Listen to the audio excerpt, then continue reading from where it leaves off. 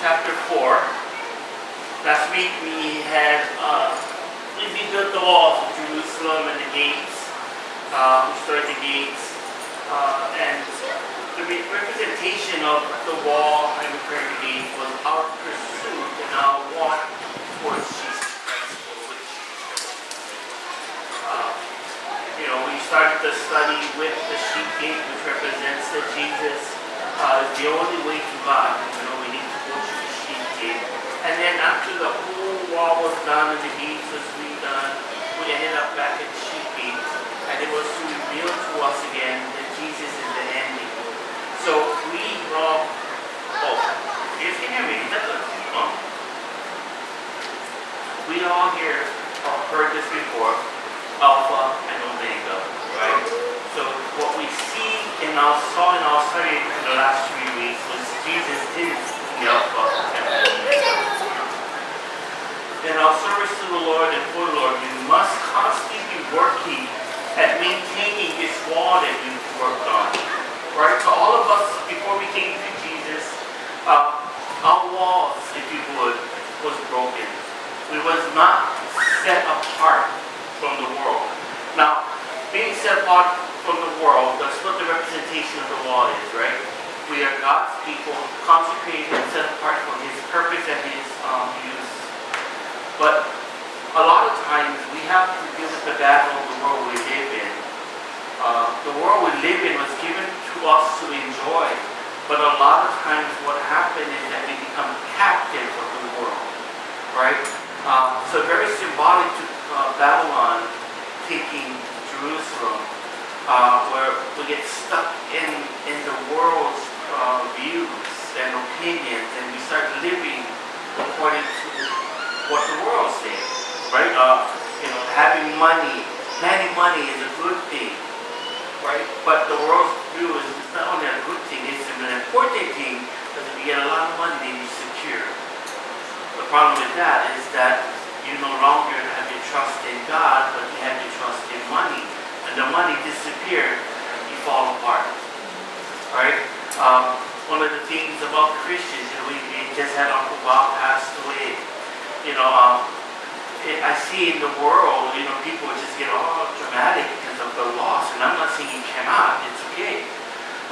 But in the Christian realm, if you would, we celebrate, we rejoice in graduation, from this life to the next life, because now we stand in the presence of God.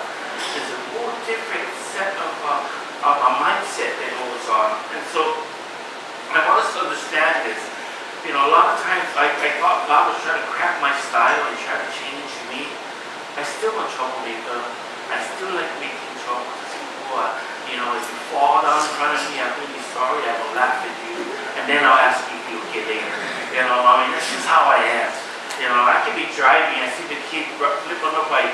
Yeah, I was like, oh my gosh, that was not fair. Let me see that again. But that's just the way God created me. God is not trying to cramp our stuff. He sets us apart from the world because He wants to give us everything He has. But in order to get everything He has for us, we must be separate in the sense that we cannot have the same mindset, right? We cannot live the way the world lives. The way the world lives is make yourself happy, right? Do whatever you like. And the reason I can tell you the difference is because before I came to the world, to Jesus, I was in drugs, alcohol, I ain't even telling you guys the rest of the stuff, but I'm sure you guys all know your story, yeah? Just add a little extra to mine, and that's my life story. But when I came to the Lord, I was like, man, like me go out party anymore, and all this stuff, right? Like me have good friends, and all this stuff, and I realized what God didn't want me to have was foolish, childish attitudes that set myself up for failure, right? I had a good job and everything going on, but how come I was always broke?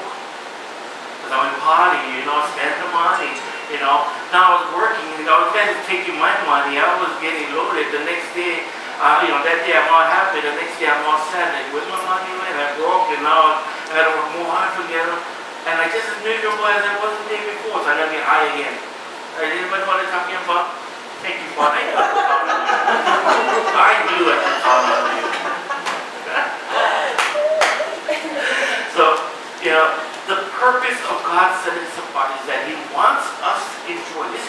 created for us.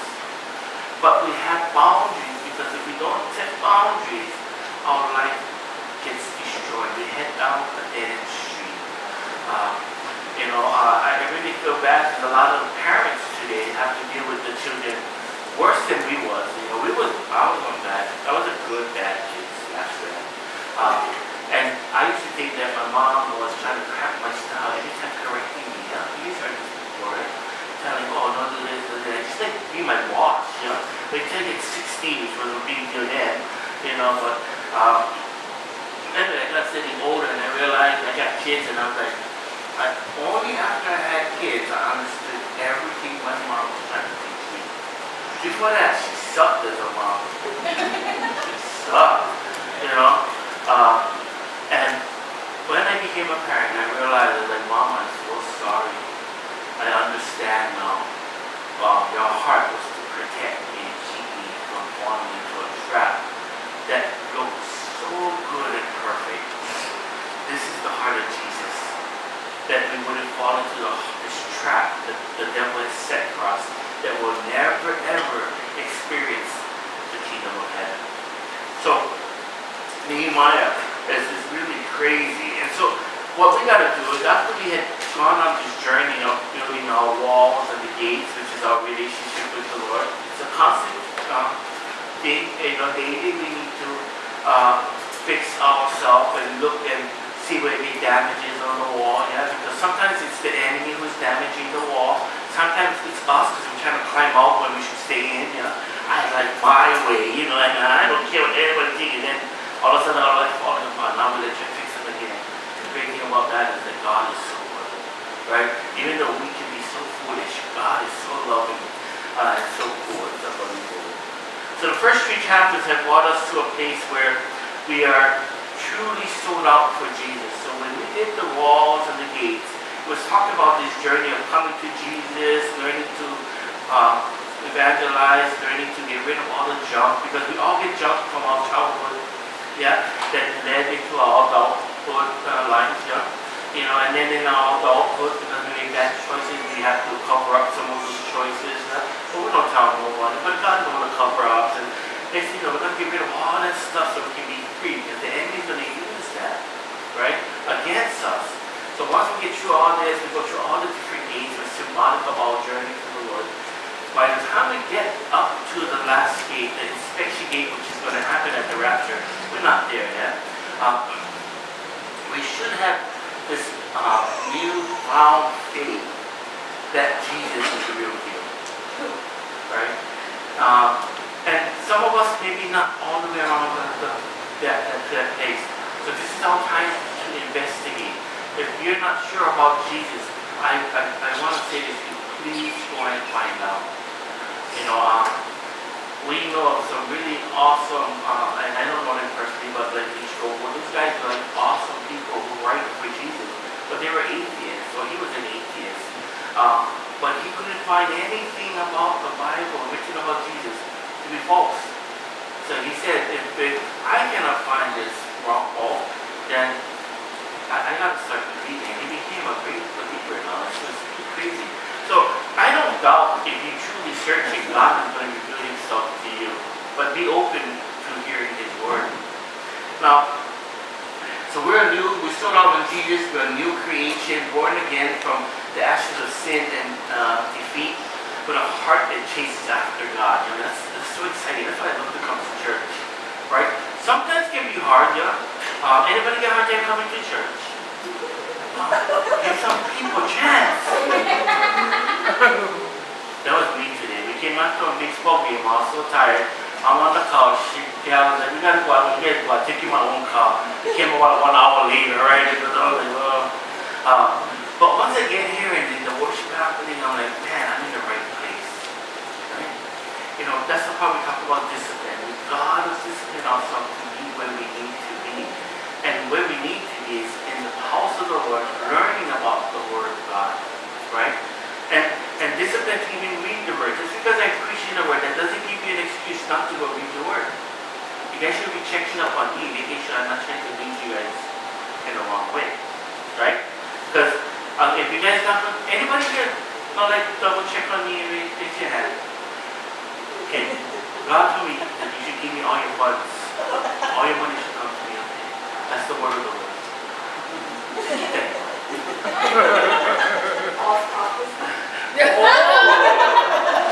Now you know what? But you see what I'm saying? I cannot. I'm not the perfect guy. My job is to stay. I'm not accountable by a bunch of people. Yeah. So anytime I preach stupid or I get down, somebody questions me. I love it. Yeah, because then it keeps me accountable. You need to read the word and you need to make sure that what I'm saying is true, because I'm not the Savior. I have no authority to get you into heaven. You know, I have no authority to get myself into heaven. You know, I'm resting all this in Jesus. And it is in Jesus that we can celebrate victory. So, discipline to read the word of God is important.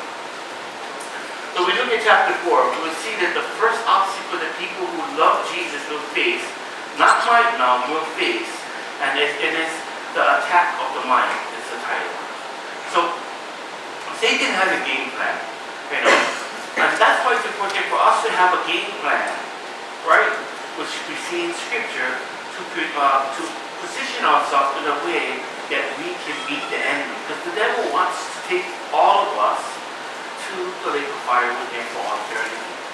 Now, some people may not believe that. I recently heard something today from one of my sons, and it's from one of his friends. I believe in all religions. And I just got real like, are you really nuts? You know, I mean, I became a Christian because I studied. I was actually in Hawaiian culture. I believed more in the Hawaiian culture. And the practices. And then somebody was talking about Jesus. I was brought up in Hawaiian and Catholic religion. And so Catholic is where I learned about Jesus. But I was also brought up in Hawaiian culture. And finally, I started to learn more. I wanted to know more about Jesus, because everybody's telling me why I should believe and everything, and I don't believe stuff because somebody tells me, you know, because people lie, right? People will tell you anything just to get you on their side, and I just don't want to be part of that. So I went and I found out for myself if Jesus was real, and I became sold out. I gave up on the Hawaiian culture. I stepped away from the Hawaiian culture. We stopped doing the holy, the hair, all that kind of stuff, that practices that was part of the things that we learn. And every time I come up, I just say in the name of Jesus, right? And it's my faith because of what I have found. Now, the devil will come and attack us in the mind, in our minds. So let's read the first one, Nehemiah 4:1. Sanballat was very angry when he learned that we were rebuilding the wall. He flew into a rage and mocked the Jews. Now, as mentioned before, Sanballat's name means hatred in secret. What a name, yeah? Behavior in secret, yeah? Crazy. And he is the main person in this story that's attacking Nehemiah and the Jews. He is very wealthy. He also has a lot of influence and power and control. This guy was a well-known guy. He wasn't just somebody. He had some powerful influential friends. And he stands for one of the three biggest enemies that we all deal with as believers, okay? We talked about this a couple weeks ago. And so the symbolic is symbolic of one of our biggest enemies, right? We have three of them. The first one is going to be Satan, okay? We'll talk a little bit more about the rest. This is who we have to face every day. When you become a Christian, this is who you're going to battle with every day. Yeah, nobody told me that. I told you guys this before. When I became a Christian, they told me great things will happen to you. They lied. Because I found myself struggling. I found myself being attacked. I found myself, my life was upside down. I mean, I thought everything was supposed to be better when I received Jesus. Yeah, I understood now what they were trying to say, but you know what I mean? When it comes to sharing faith, I want you guys to hear this. Yeah, no speaking kauna. Yeah, you guys don't know what kauna is. It's like hidden meaning behind words. Say it like it is. You're going to have a hard time, but your joy, your reward is the presence in the kingdom of heaven with God. See, that was what they were talking about, but they never tell me about the other stuff, right? And that messed me up for a little bit at the beginning as a Christian. So this Satan guy, who hates us, he hates God and he hates us. Why does he hate us? Because God loves us and we're created in His image. You see, He hates us because God has given us a great privilege to call upon Him and be His one true people. That if there's any need, we just ask Him. He's our covering, He's our protection. Without God in our lives, Satan has room to interfere in our life. Now, rather than hide his anger or his frustration for Nehemiah, he shows his hatred by mocking those guys who had built the walls. He said some really crazy things, which we'll read in a little bit. And Nehemiah Satan is no different. He hates all mankind. See, the thing with Sanballat, he only hated the Jews and Nehemiah because it was restoring the kingdom of God, or in that sense, the village or the city of God, right? He was rebuilding God's reputation of being the one so God. So he hated them. But Satan hates all mankind, unsaved and saved, right? But there's a difference on how he operates. Now, he hates the lost, but but his hatred is so well hidden. You know, you ever met friends? I have friends and families that they make fun because I come to church. Yeah? They never make fun of me when I wasn't in church. Right? I'm the same person. The only difference is I know Jesus. But now that I know Jesus and, you know, I do the church thing, right? Instead of partying with them, right? You know, they laugh at you and they mock you, right? And I used to be part of that group. And then, you know, one day God opened my eyes and here I am. But Satan is so good at hiding his hatred with the lost. They're blind to the fact that they are captives. They don't even realize that Satan has them in his control. They think they're living their free life. They're like in freedom. But in reality, they're living in bondage. Right? Because they have addictions. They have these different struggles. Not that we don't. You know, because before I came to the Lord, I was addicted on ice. I was addicted to drinking, weed, you know, and other stuff, right?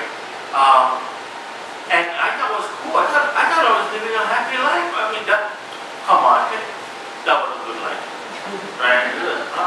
Hey, everything was good. You know, I thank God within that whole thing that I never get brain damage or some kind of disease or whatever. You know what I mean?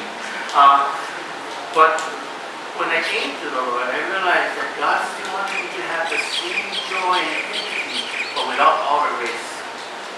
Wow, this guy is smart, yeah? I like God. And so, the people who are held captive by Satan, the lost, they have no idea that they're bound by the power of sin. That their sin is what keeps them right where Satan can continue to use them. They refuse to become believers because they don't want to lose what they think is freedom. You know? I cannot enjoy my life anymore. I gotta do it square. I gotta act holy. You know, I can have, you put me around with a bunch of Christians, you can lose drinking. Right? But me cracking up and laughing and joking, I don't understand we have to turn into nerds. You know, and if you're a nerd, you're a nerd. You can be a happy nerd, you know what I mean? But Satan has a way of just twisting us, the scenario for the unsaved, the way they think that what they're living is really good. But they live in bondage, right? Because they gotta work hard to go save the house and they're only sleeping in for 4 hours and then they're gonna get back out the door. Let's not even talk about the car they just bought, because it has to be a nice car. Yeah, so you only drive the car, they bought a brand new car, right? Gotta be a nice car, right? Only to go to work and then spend 8 hours in the office and then get back in, drive home. I mean, the amount of hours you spend in the car, you could have got away with what, 1999, you know what I mean? But, oh no, you gotta be the nice one, yeah? Every everything is bigger and more shiny nowadays, right? The bigger and the shinier, the more people stare at you. But the difference with a Christian person is that we don't need to attention. God needs to attention. That's who deserves it. So we don't care. Well, some of us care. I like air conditioning, so we finally got power in air conditioning. But that's the worst part. We'll jump on. So we must realize that Satan will attack our minds. That's how it works. Paul knew this very well. He says in 2 Corinthians 10, verses 3 to 5, we live in this world, but we don't act like its people or fight our battles with the weapons of this world. Instead, we use God's power that can destroy the fortresses. We destroy arguments and every bit of pride that keeps anyone from knowing God. We capture people's thoughts and make them obey Christ. Paul also said in Ephesians to put on the salvation as your helmet, right? Which is telling us that we need to keep our thinking right. Our thought life needs to be right. I really love this because I was thinking about this a lot, because how many of us, our thought life can get really bad? Nobody probably gave me the thank you, honey. You're not staring at me. Because here's the thing, we gotta understand there's nothing wrong. There's stuff gonna happen, right, in our brains and everything, but we gotta always reshape. That's part of rebuilding the wall, right? See, if we don't change our mindset and we don't change our thinking, we're gonna stop thinking and we're gonna lose. So we gotta change that thought back to the ways of the Lord and keep ourselves right. Because we are so easily convinced by our own thoughts because we think we're all intelligent, right? How many of you guys believe you're smarter than the person sitting next to you? You're not fair. You see my grandma. Grandma's smarter, right? we'll let mom. We'll give mom a little bit credit to sit next to you. But these passages are concerned with spiritual warfare. That's the spiritual warfare, right? Our brain. And we start battling it. So we have to always position ourselves in a way that we get our thought life right. Anybody ever thought, you think that you get those thoughts about bad things? Doing bad things to somebody, maybe even just doing bad things. Anybody gets thinking dirty, nasty people sometimes? Oh, I'm telling you, you're like twins. But so we gotta always say, oh Lord, I messed up, man. You guys ever say that prayer, Lord, I messed up. Sometimes I sit down, I really serious. I sit down, Lord, I'm a sick person, and I don't hear the Lord's, voice because I was faint, But I feel like I hear the Lord goes, that's why you need Jesus. That's why He said it, because you that messed up, And I go, thank you, So we have to learn to renew our minds constantly, because that's what Satan comes and attacks us. Nehemiah 4 verses 2 to 6 says,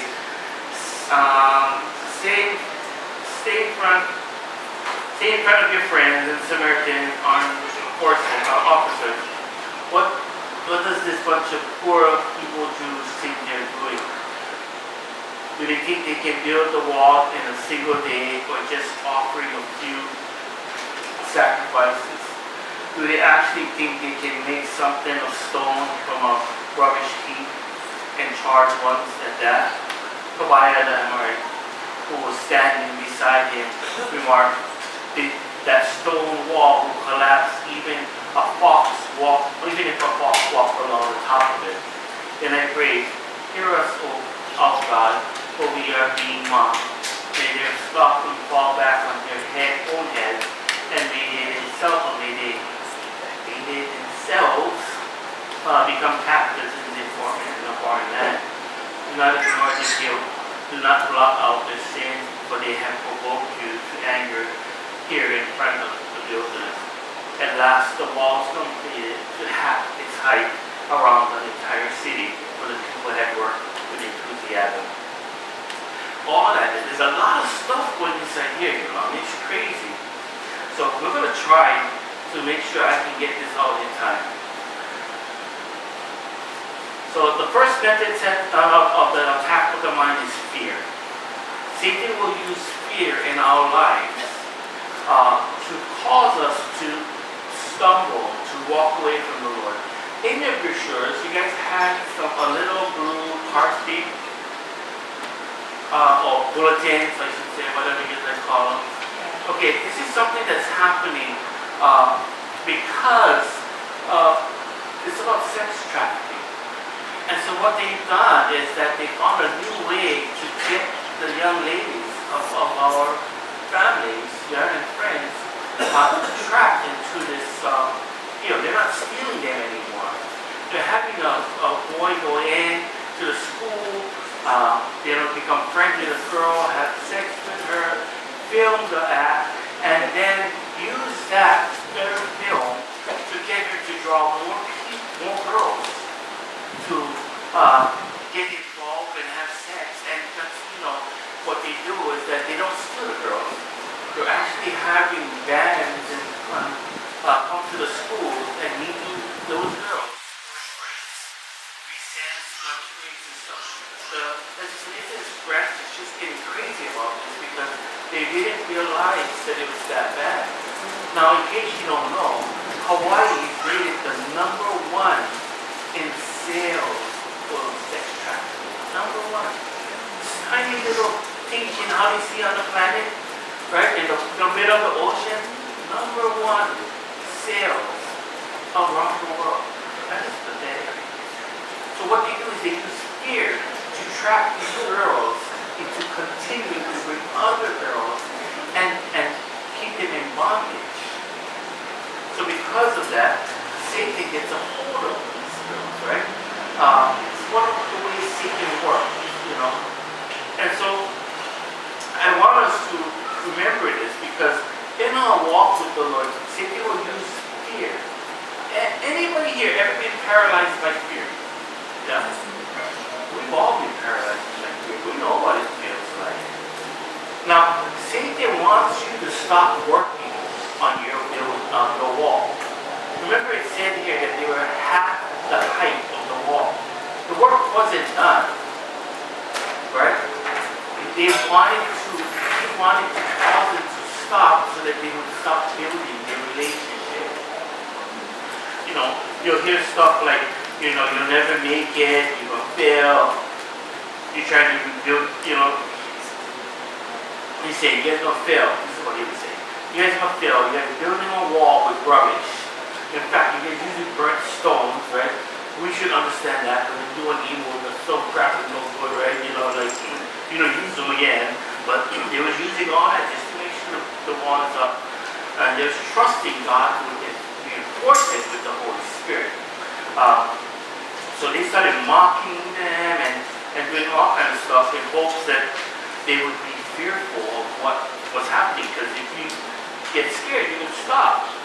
Satan uses the same kind of fear to attack us today in the church. Right? He says, why would God want to use your life? It's rubbish. All the stuff that you did. You think God want to use somebody like you? Right? Or, what makes you think that you're not going to fail?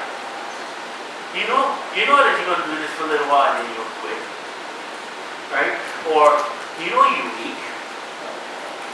Right? And we struggle with this stuff. And then all of a sudden, we need from being all that God says that we should be. And the crazy thing is Satan lying.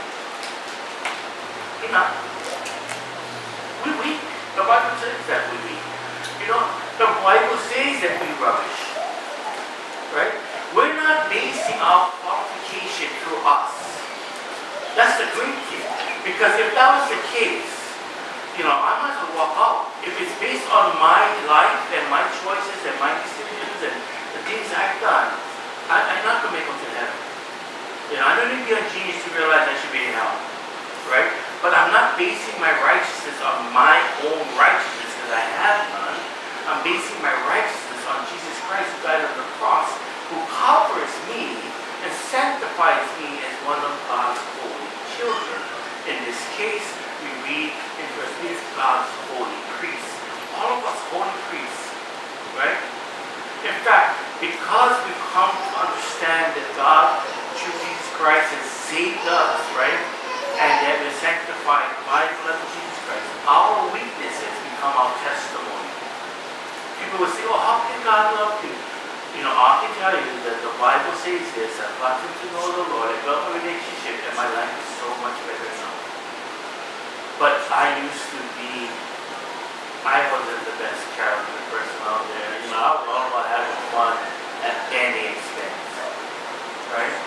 And I realized that what I thought was my freedom was actually a bondage for me. Anybody ever did anything stupid that you go, oh, that's taking that to the grave? Anybody? Yeah?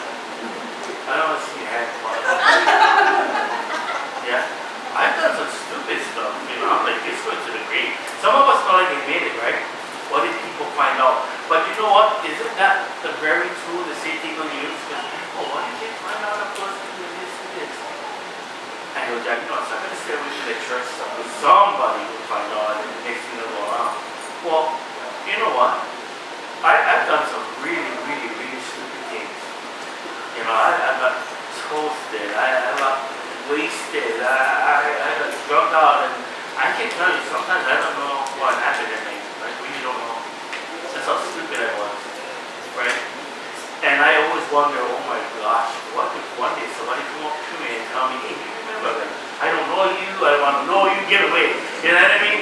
Because, and that's when it came a pastor. I was like, what if somebody came up to me and goes, hey, I know you, remember this? Oh my gosh. You know, but you know what? I don't know what I did, and if I did, you know, I don't believe in, you know, before these ones I'm saying, drunk no count. No, everything count, right? But I don't live in fear. That used to paralyze me. I didn't want to know God because what if somebody found out what I did or what I never know I did? You know, and I would be like judgmental about it. I don't know, because I had some backup thing, you know, and I had to get to this point where, you know what, Lord, whatever happens, I'm not going to allow that to change my walk with you. You know, if something comes up, it comes up. That's what I'm going to deal with. That was the repercussions for me being stupid, right? But I'm resting my salvation in the blood of Jesus Christ. Does that make sense? Because, you know, sometimes fear will even keep us from moving forward with God as well as moving forward in our life. I cannot do this because I'm not smart enough. Or I cannot do this because, you know, I'm not good enough. I don't deserve that. No. According to Scripture, we're smart enough, we're good enough, and we deserve everything that heaven holds. That means anything here isn't below us or beneath us. It is for us, that we belong, owning it. It's ours. You know, I should say, we're not beneath it. You know, that it's ours. Does that make sense? Now, if we love Jesus with all our heart, then we gotta know that along the journey of our walk, we don't fail. How many of you guys felt loving Jesus? But you guys love Jesus, right? I hope you guys love Jesus. Okay. How many of you guys sucked at loving Him back? Yeah? Yeah? I mean, I have anger issues. I'm a pastor guy, but if you get me mad, well, I'll rip your eyeball out and tell you. You know, I gotta feel when Jesus, you know, saved me. But at least we dedicate one eyeball first. You know what I mean? So, along the way, we're gonna make mistakes. But our mistakes are covered by the blood of Jesus. All we gotta say now, and mean it, is, Lord, you know I'm trying my best. You know that God only asks for our best? Be the best Christian you can today. Worry about tomorrow. Yeah? And whatever you did today, the best you could, and maybe you fail most of the day, that was your best for today. Right? Because some days you get good days, right? And some days you get bad days. Well, the bad days was the best I had. That was a bad day. I'm sorry. Right? But you got to strive to do better and let God be who He is. Now, I'm afraid, sometimes I get afraid of disappointing God. Anybody get afraid of disappointing God? Yeah. Now, this is the thing. You know when we get afraid of disappointing God? It's called fear. Disappointment is a nice word for fear. We're scared. We're afraid we'll disappoint God.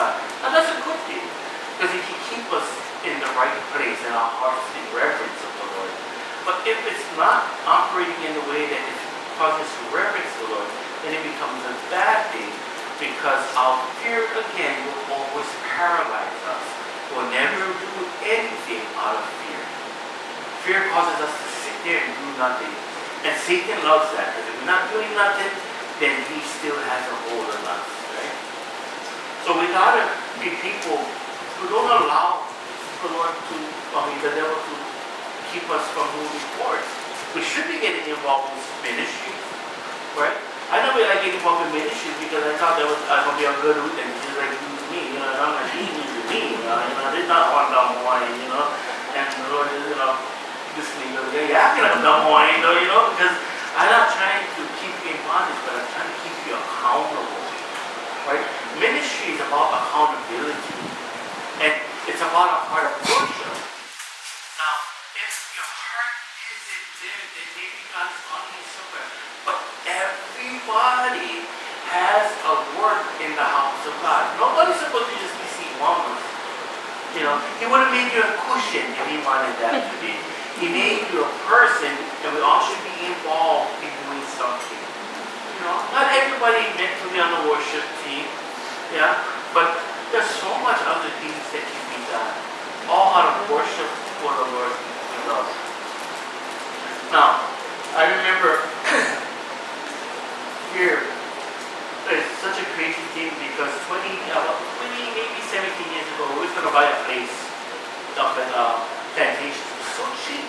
Now it's cheap, but we're going to get one place for $30,000.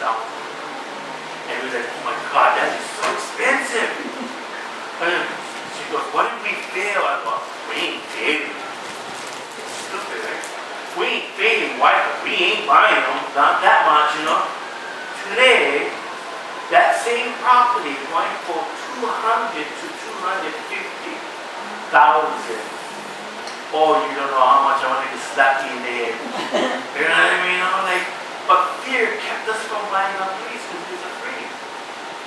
Then a friend, not even a Christian, a friend's dad, was sitting down talking, and he told the son, go buy a place. And the son, he's sitting down, what the hell was he thinking? He's sitting down, and the dad goes, go buy a place, a house. He goes, Dad, I'm afraid I'm going to mess up. He goes, what is the worst going to happen? He goes, fail. He goes, then you start again. I was like, man, that was so smart. Right? Because better to have taken a chance than never. Right? And so I've learned this, that in my walk with the Lord, if the Lord tells me move forward, I don't move forward. Even if I don't know if for sure that that's God, I'm going to step forward and say, Lord, in faith, I trust that something good can happen. And you know that God blesses our decision when our decision is to bless Him. Even if it's wrong, He'll make it work out in a way that we are blessed. Why? Because we're blessing His name. His name is being seen, right? His name is being acknowledged. So that's huge stuff. Does that make sense? Yeah? So somebody else owned the apartment I should have had because I was too scared. But that's okay. This is other opportunities, right? God will bring up another opportunity. But I say this now because Satan will try to hinder your walk and cause you to not move forward, right? Maybe I want to join the worship team because I shame, or do this because I shame, or whatever it may be. I'm not good enough. We all good enough. Yeah. Maybe you get told that, you have to keep your obligations. Yeah, and you know that. But what a great way to learn discipline, right? Oh man, I can't do it so well. I'm not good at keeping my appointments. Well, commit yourself and learn discipline. Discipline is so important in our walk with the Lord. Now, how many times, because of fear, we must put out, we hold out on something good, yeah? And it goes, man, I wish you know, I had that saying, yeah? Well, I wish I never do that. Now, again, I'm not saying about being foolish, yeah? But how many times, because of fear, we don't move? So Satan is very smart. That's one of the attacks in the mind that he uses, fear. Remember, the scripture says fear is not of the Lord. If he have fear, you have to understand that's coming from Satan. Fear is not God. Another way Satan attacks our minds is through depression. Oh, that, look at a nurse over here. Only several nurses. Yeah, hey, want to be a nurse? Oh, you graduated. You pretty soon. Yeah? No, all the nurses on this side. If anything go wrong, just put it this side and get assistance from all the nurses. I'm a fireman, retired, but you still get qualifications. If not, the nurses will cover it. But depression is something that our world deals with so much. Right? I mean, it's crazy. And then Satan will use this as an attack. Depression is a demonic thing that he uses. Now, I'm not saying that you cannot, if you get depression, then no, please, nobody go home, the devil live in me, I get depression. No, I'm talking about allowing that to control your life. Right? Because, I've done with anxiety. And it's very similar to depression in the sense that, I just get to a place where I just want to stay home and not be surrounded. And when I get there, my brain goes nuts and I just get all nuts. I know nobody coming, I don't see nobody. I thought I was dying, I don't know how many times a week, and find out it was stupid anxiety, and I'm not saying that it's not real because my family crazy, so we don't get anxiety because we're crazy. But I guess I know I was crazy enough because I ended up with anxiety, right? But I ended up getting medication. You gotta use wisdom. Okay? Some of us we get this chemical imbalances and we need them. I mean, that's wisdom, okay?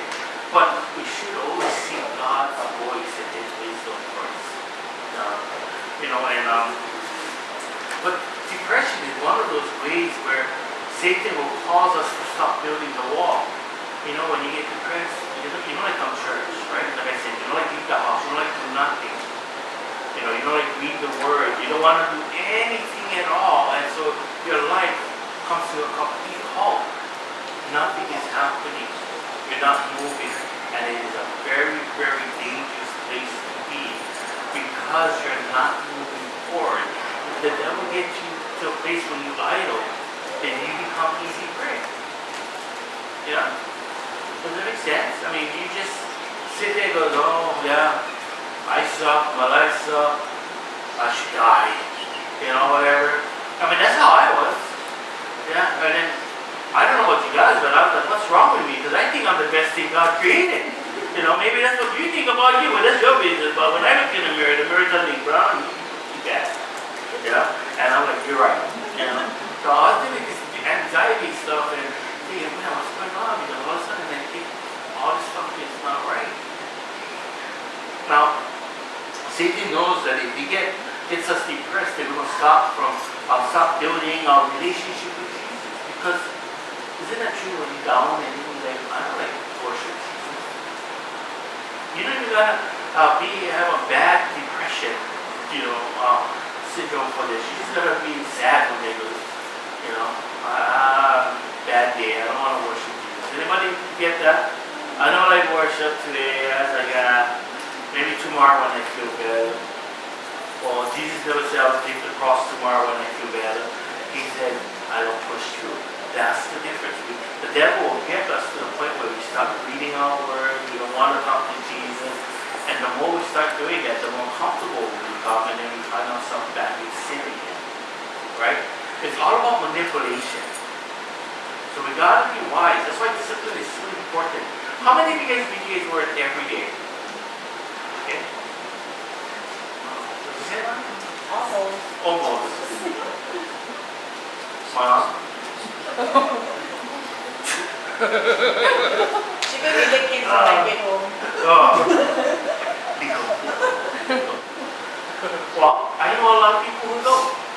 Yeah, I mean, you're not the only one. I mean, right? I gotta be honest with you. I only read because people can talk to me and tell me something. I gotta be ready. If I never have accountability, I'm not gonna read. I hate reading. Right? I love reading the Word, but when you're having a rough day, who wants to read? I like veg and turn the TV on, blast some, just get a bunch of food that you can see and just pick out and just whatever.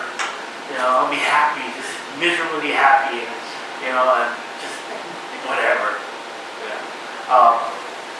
But I gotta discipline myself in reading. Why? Because if I don't read today, and I'll say stuff like this, I have at least one movie now and read the deal. Right? And the next thing I miss one day, well, I will say, okay, at least I'm gonna read something. I'm like, okay. I never read to get anything, I just read. Well, to be honest and offend anybody, you should not read anyway. You're wasting your time. Right? Because the Word of God isn't there for us to just read, it's there to nourish and feed and strengthen us. So we got to be careful about depression. Depression is a tool that the enemy uses. Now, granted, like I said, there's moments, but what you need to do is go call somebody and say, just pray for me, because I feel like, yeah. And you don't got to say, because I'm very bold about college. I say, I just let you pray for me. I don't want to hear nothing from you. I don't want to hear you try to tell me anything. Just pray for me. In fact, I'm going to hang up and you can pray for me. You know what I mean? It's cool. The power of God works without the phone line. You know what I mean? But just to get the prayer, because knowing that somebody else praying for you and knowing that you confess you got to get out of it, you get a little bit more, stirring on yourself to say, well, if I really want it, then I will go after it. Does that make sense? The other thing that the Satan uses concerning our minds is mockery. How many of you guys don't think he made fun of? Yeah. Nobody. You do? She lies up. She like when people make fun of her. You like when people make fun of you? You like it when they do? Oh, okay. Some misunderstanding. All of my life. Yeah? Good answer. Sorry, this is like not typical church. We didn't have fun with everybody. At least I do. I told you guys, when God created me. So Kathy actually meant no, But mockery was one of the tools that Satan used, making fun of you, people. Yeah? And he'll use people to backstab you, point fingers at you, laugh at you, and get you to the point where you just say, I just ain't doing them already. Because we start believing what they say. Right? Our mind, we're not strengthening our mind in the Word of God. We gotta know what God says about us. I know I messed up. You don't need to tell me that. If you tell me that, I'm gonna tell you you're right. But thank God, it's not about me, it's about Jesus. Right? Because my God ain't messed up.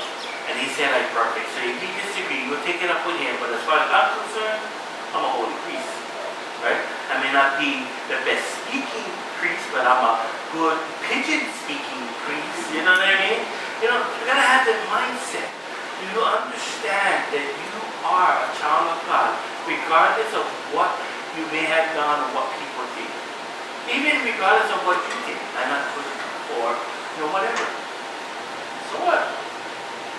You are God's chosen. And the devil is going to say anything to you to make you doubt that. If you can doubt that, if you start doubting that, then, you know what, we'll talk about this a little bit. Because doubt is, what is doubt? Doubt is a dream, I can't even think of the word, destroyer. Right? Doubt keeps you from allowing your dreams to come true. Right? Doubt, if I doubt Jesus, then that takes away all what I feel and what I know and believe that can happen. And it breaks this wonderful place that God has told me that I can be all that He's called me to be. Regardless of what you think and what you think. Right?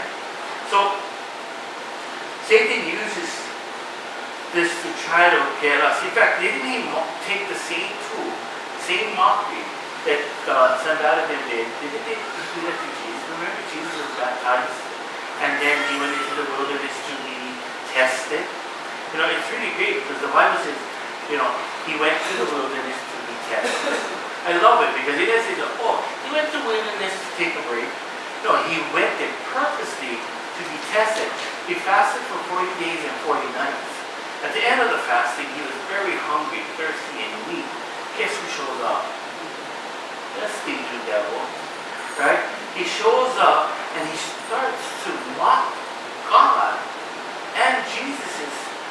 love for God by the words he used. And you may not think so, but listen to this. Now, he writes this. He tells Jesus, he shows up and he tells Jesus, if you're really the Son of God, then turn those stones into bread to eat. Right? And fill your stomachs, be happy. Jesus replies, it is written that man does not live by bread alone, but by the word of God. That was a mockery. He was mocking God, and then he was mocking his love for God. He was getting into the point where, I'm hungry. Using his own flesh desires to cause him to sin against God. Then later on, you think he stopped? No, he went again. And he took Jesus to the highest point of the temple and told Jesus, you know what? Jump off.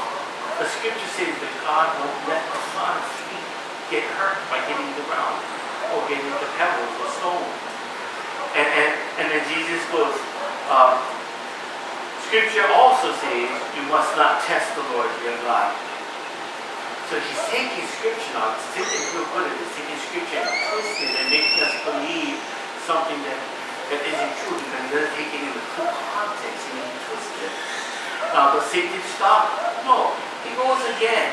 This time, he takes Jesus to the peak of a very high mountain and he shows him the kingdom.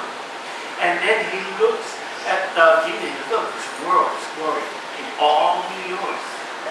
All you have to do is bow before me and worship me.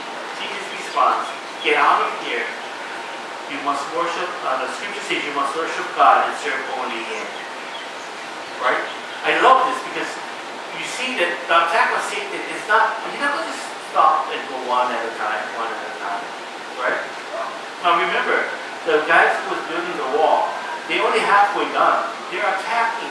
They're being attacked by Sanballat and Tobiah and and other people. That's just the beginning.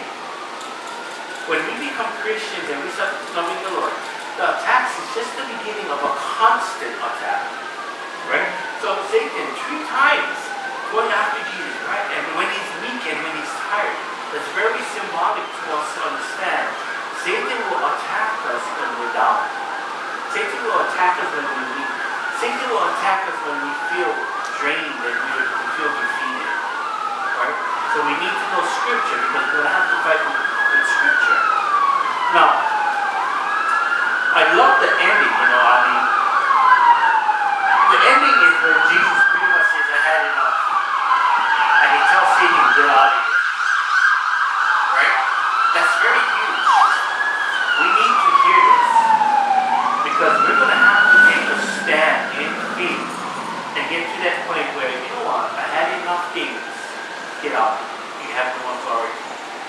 Some of us, we stay in the jump, and we stay in the jump, and oh Lord, why am I going through this? Because you never tell Satan to stop. You don't know your authority. You haven't understand that Satan cannot stay when you won't let him stay.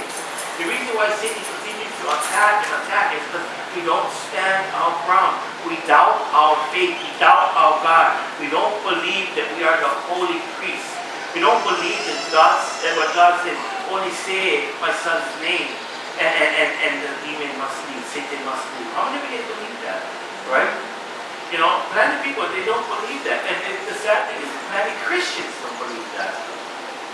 Why not? We ought to believe that. Right? I don't believe it because I'm good. I already know that. So when the devil comes into my mind, he goes, you think you're going to chase me out? Oh, not me. So Jesus will. So I come in the name of Jesus. Not in the name of Junior, because Junior messed up, but I come in the name of the holy anointed Son of God. Jesus Christ. You gotta listen. In fact, you read the Bible, and the Bible tells you that when they just see Jesus, they drop to the ground. Now, speak his name with authority. They got it right. Does it make sense? A lot of Christians battling, and why? We gotta stand our ground. We gotta stop fighting, cat games. I call it cat fight there. No, in the name of Jesus, out of here, gone. You know what I mean? I won. I'll wait for you the next time you come around, but you better be ready because the same thing will happen to you. What a great mentality, right? That's why praying is so important. We understand the power of prayer. Power is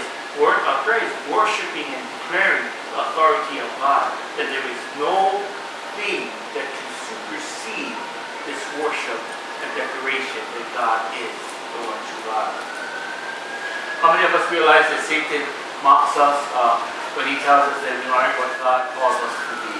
Yeah? And we talked about that stuff. We all know that. So change your mindset. If you think you're not good enough, you think whatever it is, you know what? Go talk to somebody. Adamant about this.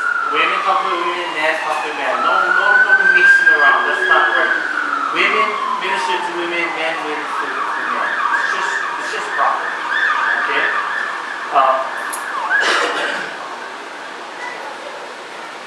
We gotta be really wise to make sure we do this. Okay, let me jump over to something else.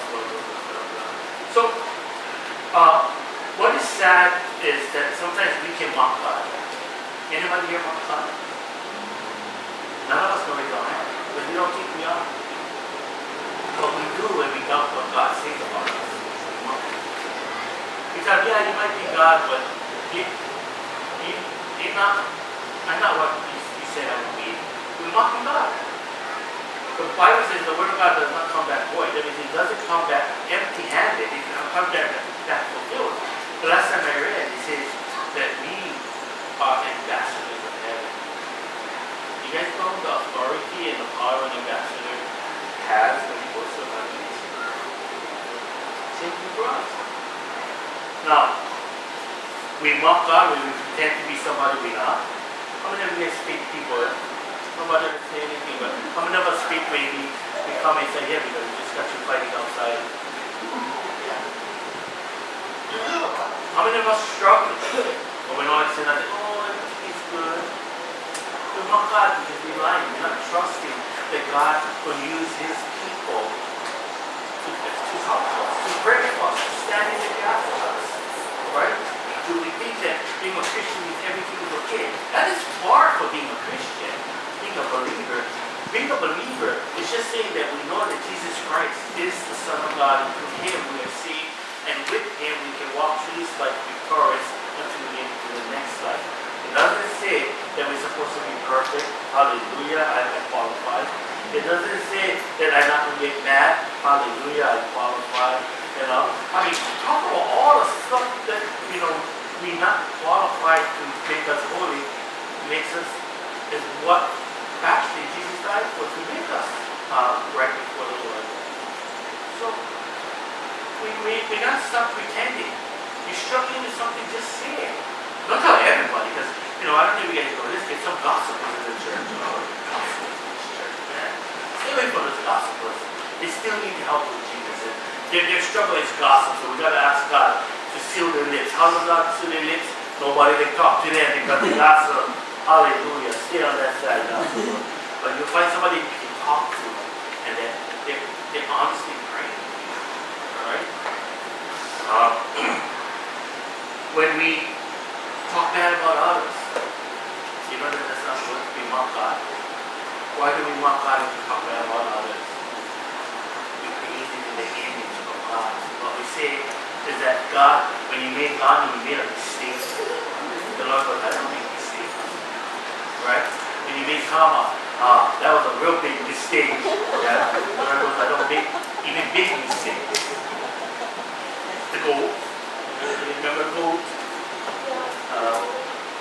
So we too mock God. When we disobedient, we mock God. You know, I don't know if you guys can get this. Since we started our season in prayer, right? We're something for the days is praying. You'll find that a lot of what we're talking about is obedience to God. That is true worship, obedience. Doesn't it say in the Bible that the greatest sacrifice, the greatest offering is obedience? Not anything else, right? But obedience to him. That's the best thing. That makes him the happiest. Wow, it's kind of cool. So, you know, we have to be watchful. How many of you guys watching for the signs that Jesus said that we should be watching for? You know, yeah? People don't want to hear it, yeah? We're this much in the Bible already. This is the end times. We're living in it. All this already being fulfilled. If you guys don't believe me, go read your Bible. Yeah, you will find that all has been fulfilled and we just get this much left. In fact, actually less. But remember, a day to the Lord is 1,000 years to us. So we probably, I love doing this, right there. Look at that. Oh, Manini. Yeah? Look at that. That's all get left. This is where we're living right now. So how many of us, as believers, paying attention? What does the Bible say? Only look around and you will know I'm God. It is also says, you look around and you will see the signs. So how many of us looking around, watching signs that's happening that tells us that God is close? Anybody? Yeah? Yeah, good. I mean, all this stuff that's happening is signs. So what that tells me is that you can continue to just say whatever, or, and you actually, when you do that, say, whatever, when it happens, you're mocking God. Right? And, or you can say, you know what, I'm scared. I'm scared, not in a sense that, all is going to be destroyed. I'm in reverence. This fear of love that I'm near with God and call it home. Yeah? I mean, crazy. Because if we don't start positioning our brain, we're going to have the world's mindset. I'm going to live forever. You guys know how it was when you was like about 16, 17. You thought you was the king, the queen of the world, Superman, Superwoman. Nothing can hurt you, right? And now you're at that age right now. A lot of us are at that age where everything hurts and Superman and Superwoman no longer exist. Yeah? If we only pay more attention. But again, the time is here. Yeah? We've got to be very, very careful. Okay, so we're going to jump up to this last one. And then we're going to end because I'm actually going over. So the last one is what we're going to talk about, and that is doubt. We have to be careful because Satan will use doubt to move into our lives and paralyze us. Doubt is fear. Doubt is, I'm afraid that this is not going to happen, so I'm not going to do it. We just learned that fear is an attack of the enemy. Now, when we trust God and we surrender to His kingship, we're letting Him guide us and use us however He wants us. So however God is moving you, you got to move. Right? Trust Him. Don't have doubt. I kind of had doubt when the Lord told me to clean the bathrooms. Especially when I don't like to touch anybody's dirty bathroom. You know what I mean? I shoot it up for the first time I had to do a bathroom. It's disgusting. Right? I mean, I stood up to clean our own bathroom. But I had to believe that God was doing something with me. And I didn't doubt Him. I gotta be honest, I doubted that God was doing something. But I just kept doing it anyway. And then I found God leading me to someplace else. So, doubt is a dream stealer. Doubt will steal the dreams. Right? How many of us never go for that job or never go for this or go for that because we doubted anything good would happen? Well, that's the enemy, stealing what God says. Everything I created was stealing. So we doubted and then we became paralyzed. Fear took hold of us and we lost something. We don't live like that anymore. Amen?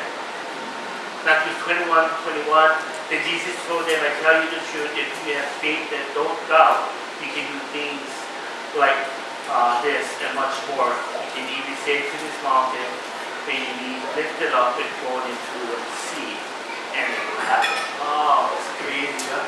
I mean, anybody ever tried to do that? But, yeah, well, Never work. Yeah, me too, never worked. I never had doubt was it going to work, but my purpose was just to see God show me the mountain in the water. And the Bible, I never read the rest of the Bible when He said that you should test the word of God. But I had fun trying, at least somebody else in the time, But hey, that's part of growing in the Lord, right? And then discouragement is the last thing. I thought this was the last discouragement. Watch for discouragement. Discouragement is very, very bad. It will cause you to not move again. You notice that all the things we talk about paralyzes us and keep us from moving forward. That's the secret or the goal of Satan. His hidden secret is to keep us from moving forward in our relationship with God. That is what he hates. He hates that we have a relationship with God. Because that relationship with the Lord through Jesus Christ causes us to be sanctified for God's purpose, leaving us with the glory of heaven at our hands. It's unbelievable, right? So, how do we, I'm going to talk about 3 words. I want to give you guys one verse on how to beat this mind game that Satan has. I want you guys to highlight this in your Bible. I want you guys to even meditate on this so you never forget it. But it's Romans 12:2, and it says, don't copy the behavior and customs of this world, but let God transform you into a new person by changing the way you think. Then you will learn to know God's will for you, which is good and pleasing and perfect. And that verse, memorize that verse. The reason for that is that you will be tested and you will be driven to copy the ways of the world. How many of you guys stop swearing? Yeah? Hopefully I won't watch you guys. But how many of you guys, if you hang around your old friends, that thing just slip out? Like, oh my gosh, did I say that? Why? It's that hanging around the wrong crowd. I mean, we're supposed to witness to them. But we're not just hanging around, we're enjoying hanging around them. We're enjoying that, oh, that was fun. I remember that all of a sudden that comes out, slip out. What we just did was we let the walls down and we let the enemy in, and now we're behaving as the world. It's serious.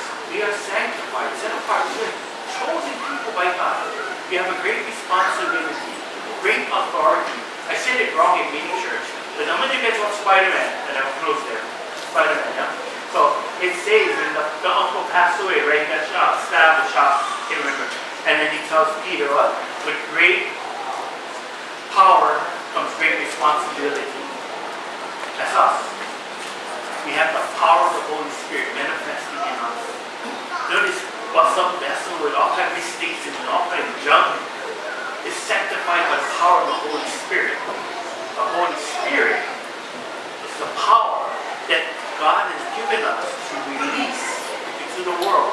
We don't change the world, we don't change nobody. All we do is present the Spirit of God and let the Spirit of God be changed. Isn't that so wonderful? All of a sudden, wow, the work of being a Christian is easy. I don't got to do nothing except behave. Which we ought to do anyway, because when you don't behave, when we get in trouble, then we all sad. Right? Let's pray.